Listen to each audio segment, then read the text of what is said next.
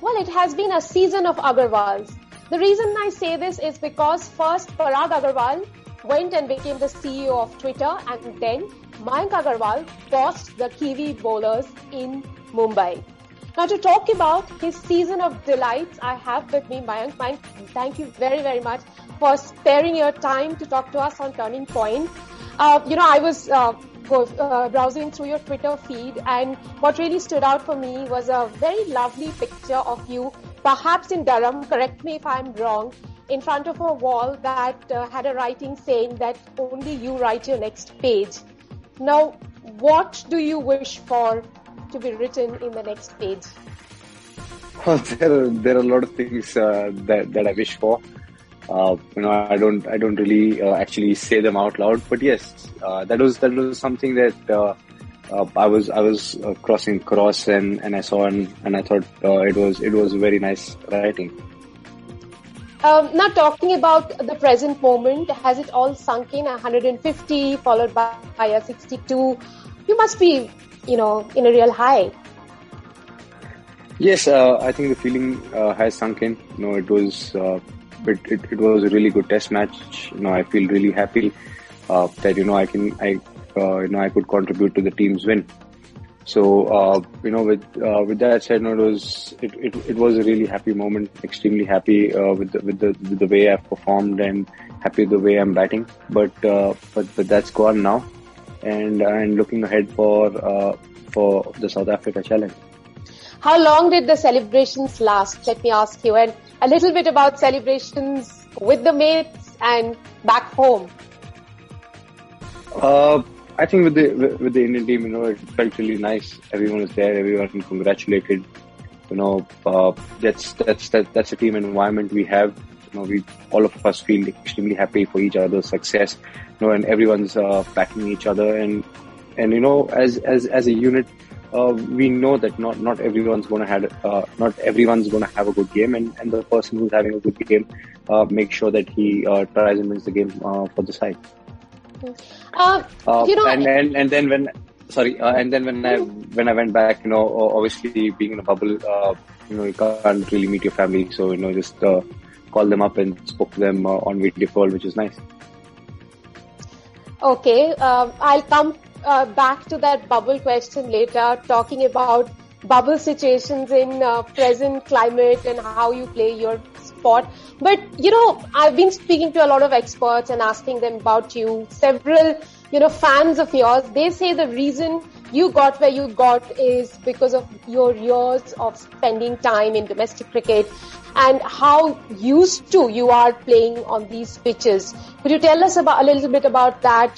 Just your experience, how that helped you bring up that 100, 150 and 62? Well, to be honest, when you play the Indian domestic system, the Indian domestic circuit is a great place to play. It challenges you in every sense. Because India is such a diverse country, you play in different parts of the country, and you get to face different conditions, and that really tests you and builds you as a player. So those many years of hard work and time spent in domestic cricket has really come to use. In India, like we all know for a fact that there is so much competition. So my hunger for big runs also comes from the fact that every other person is getting 100. So if you have to separate yourself from other cricketers in the domestic circuit, you have to make sure that you get big runs. So that's something that that experience or that hunger is something that I've carried through with me to international cricket.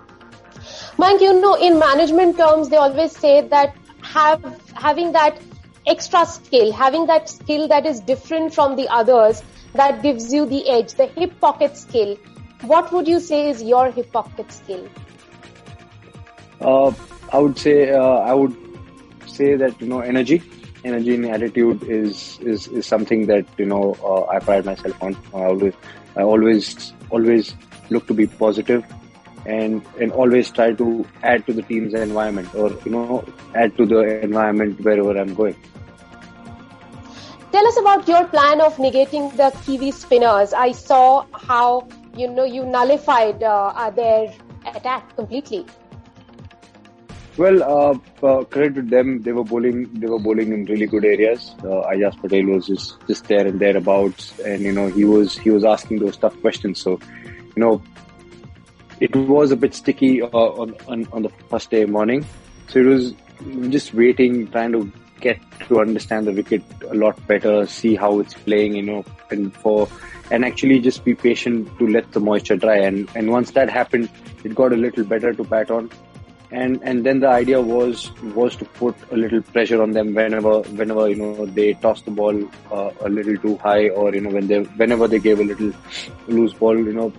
The thought was to put them under pressure, because if you're playing on a track like that and you keep defending, or if as a batsman you're not able to put back the pressure on the bowlers, then they will pull those good deliveries, and you're going to find it really hard. So the thought was that we have to respect the good deliveries, but also in a way try and put some sort of pressure back on them, so that it makes them make a few more mistakes. Mayank, would you say that this 100 is all the more special because it came in a test match that is also going to be talked about in the future for Ajaz Patel's 10 for, because only thrice in the history of the game something like that has happened.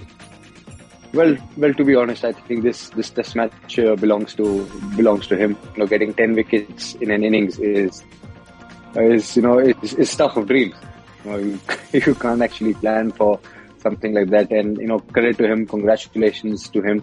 The amount of overs he bowled to get that, and the consistency at which he bowled in those tough areas was phenomenal. And he deserves all the credit and deserves all the praise. And for you, 400s, you've already notched up in your career. Is this at the top? And if it is at the top, why? Well, to be honest, I'm not big on comparison. Mm-hmm. But yes, I would definitely say that this innings was a lot of grit, was a lot of determination, and was a lot of resilience and a lot of fight.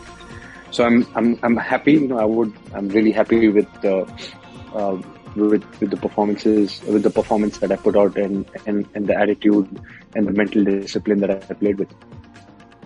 Mayank, let's talk a little bit about the future. Now, in Australia, we saw a lot of drop-in pitches, but in South Africa, that probably won't be the case. You will be playing on a lot of true South African wickets. Does the plan for a batsman like you change, who's typically an opener?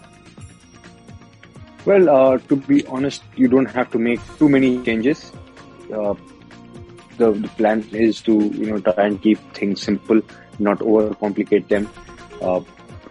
It is going to be important that when we reach there, we figure out what the conditions are, understand the conditions, and make a plan that can probably help us succeed there. Mayank, Indian cricket team is already kind of a settled unit. We have settled openers, settled middle order batters. Now, given your performance, perhaps you will make a way in the team. Now, if you are asked to bat in the middle order, would you be ready for it? If not open, but bat in the middle order. I don't know what the combination is going to be like. Perhaps you guys will have discussions going ahead. What is your mindset really? Well, definitely it's not something that's in my control. But I'm very happy to be batting wherever the team wants me to bat. Mm-hmm. And not yes. think about any of the rest. Just be there in the present. Yes.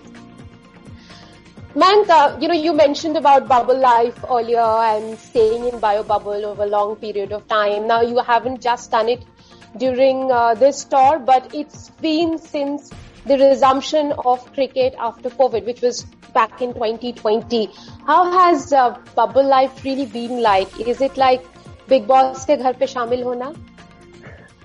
I don't know what it is to be like to stay in Big Boss's house, but you are basically stuffed in a house with competitors.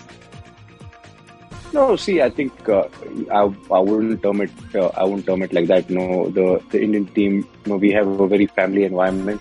It's a very nice environment. Everyone's helping each other out. We're all there for each other. We feel very happy for each other's success. And it's a very family-like environment. With that said, yes, bubble life is hard, because it can get a little monotonous. But I think we're all grateful that even in these times that we have an opportunity to play the sport. But what do you do? Do you talk to mental trainers? Do you talk to psychologists to keep yourself motivated, going day in and day out? I think for me, it's more about creating a routine. If that can be done, then you can repeat those things day in and day out. But it's more about just finding that routine. If you can get that routine, things get a lot more simpler. But then obviously with staying in the Indian team, we have a lot of fun together. We enjoy. Many of us have dinners together, so it's nice and fun. I saw in UAE you were able to get out and go to the desert as well. So was that a controlled bubble which allowed you to go out a little bit? No, actually, that was after the IPL had ended for Punjab Kings. So we got some time off. So I just thought, since we stuck in a bubble, it's good to get some time off and explore. What about now? Are you getting to go home before you travel to South Africa? Yes, we are at home. We are at home, and it's nice to spend some time here. Absolutely, it's great that between series, we could find some time to come back home, spend some time with family, and then go ahead. You being retained by Kings 11 Punjab. Man, last year we saw you captain for a match. You also got 90 runs. Your thoughts on, captaincy, and if you get that role going forward? Oh, well, I really enjoyed the one game that I had a chance to captain. I think it's not really my call, but it's a responsibility that I quite will enjoy.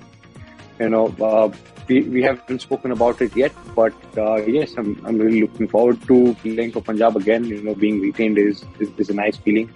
Playing for the same franchise, representing the same franchise again. Having played for Punjab for 4 years, it feels nice to be representing the franchise again. You've played for Punjab for 4 years now. You've played for other franchises as well. How different is it playing for Punjab, and what makes you, such a supreme performer for them? Punjab. I must say that it's a very nice environment in Punjab. I've quite enjoyed it there. It's obviously playing the IPL and being part of the IPL is a big thing. So as a professional, wherever you get picked, you want to go out there and give your best. And when you give your best and performances come and the team recognizes that and retains you, it's a very nice feeling. Modern day cricketer plays 3 format of the sport: the tests, the one days, and T20. I know, Mayank, that you love batting and you love batting all the time. But do you see that there is a genuine difference in batting in 3 formats? We know that bowlers have different skills that they like to deploy. The fielding setting is different. But what about, I'm trying to get into a batsman's head right now.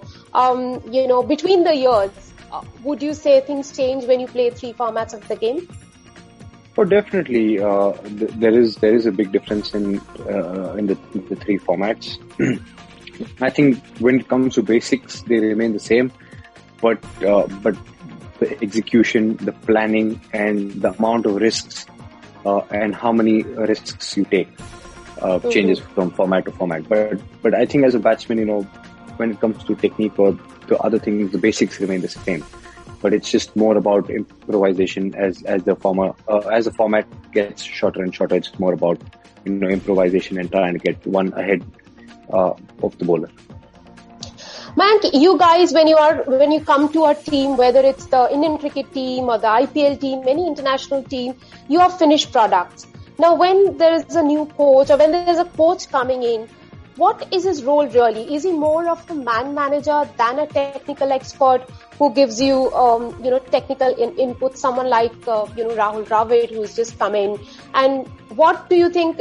I'm really curious about this because he's your statement. And when I look at you, I just see someone in the Dravid mold. So do you kind of, while deploying or while executing your craft, would you look up to Rahul Dravid and, do things like he does? Definitely, he's somebody who's played the game for such a long time. He's served the country, and he is a stalwart. He's carried Indian cricket with him, and he's been a top performer as we all know. Mm-hmm. So it is very nice to pick his brain, to understand and get his perspective on how he's seeing certain things, how he's reading the game, and how differently are we reading the game to him. So he's somebody who's always willing to help. He's somebody who's helped a lot of us from India A, and him being part of the Indian team is great.